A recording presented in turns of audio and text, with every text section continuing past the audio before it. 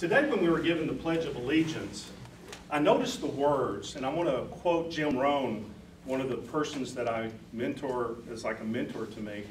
And in the pledge, it starts with I, and it ends in all.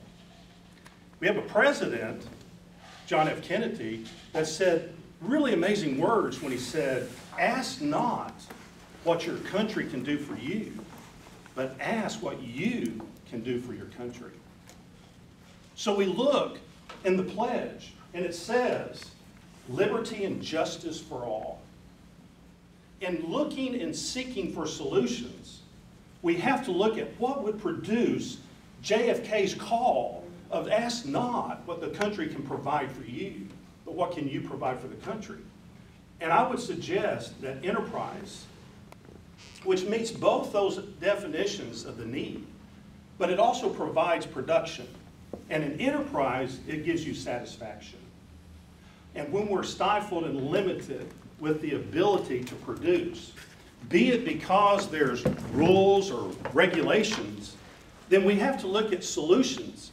We all believe that government in itself is needed. Our founding fathers believed it. So we have to look at its place.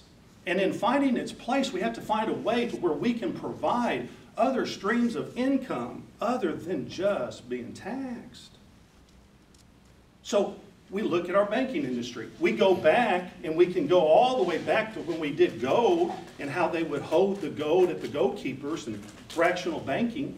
We can look at 1694 when the Bank of England needed to finance a war to protect its kingdom. We advance forward to a civil war of Abraham Lincoln, where he was forced by the bankers, and thus his reasoning was, without the high interest, to consider the greenback, and not debt, but credit. And we advance forward to where we get off the gold standard. We advance even a little further back to where we get the creation of central banks. Andrew Jackson fought state banks. Andrew Jackson was the only president to give us a surplus.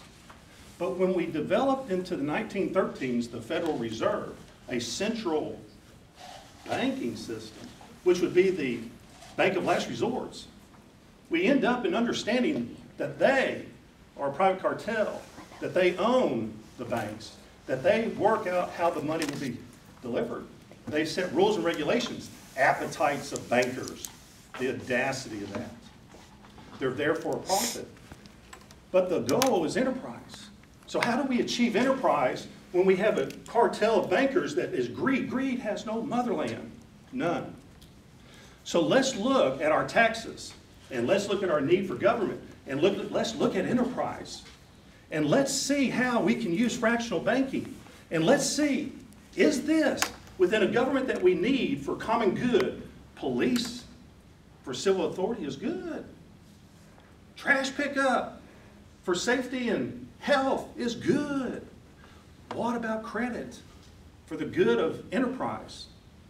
Would it be capitalism or would it be socialism if we sit there and say, I choose to take our tax dollars as a society and deposit into an institution that will deliver credit to the population of a state, that then can be matched with labors and materials of projects, and that said interest, that profit, would then be used to offset the cost of government as another stream of income instead of the unsustainable keep taxing us. Is that socialism? Or is that capitalism? It benefits enterprise. It's taking our tax dollars as a deposit, using fractional banking, creates credit, and in the credit, we do a supply and demand for the needs and the growth of our state, our sovereignty of our state. We know best what to do with our credit. And we could be a mini Federal Reserve within our own state.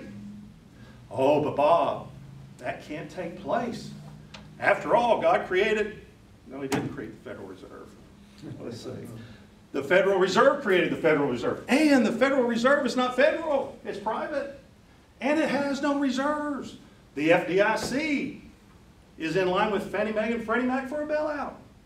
You are the bank of last resorts. So in a state bank, we would be the bank of last resorts. But we would create the credit that can then take the interest and use it as a form of income, and you say that has never happened. But I beg to differ. Back in 1919, this very action took place. The citizens got together to the legislators and they said, we have a problem. They are calling our notes. What are we going to do about it? And so the citizens in this state in 1919 formed the Bank of North Dakota. And in the Bank of North Dakota, they exist today, the only institution outside the Federal Reserve that has no regulations, and they get to meet the needs of their citizens. The proof is in the pudding. 4.4% unemployment.